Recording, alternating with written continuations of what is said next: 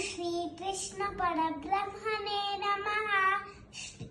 श्रीमद्भगवद्गीता अथ प्रथमोऽध्यायः। अर्जुन विषादयोगः।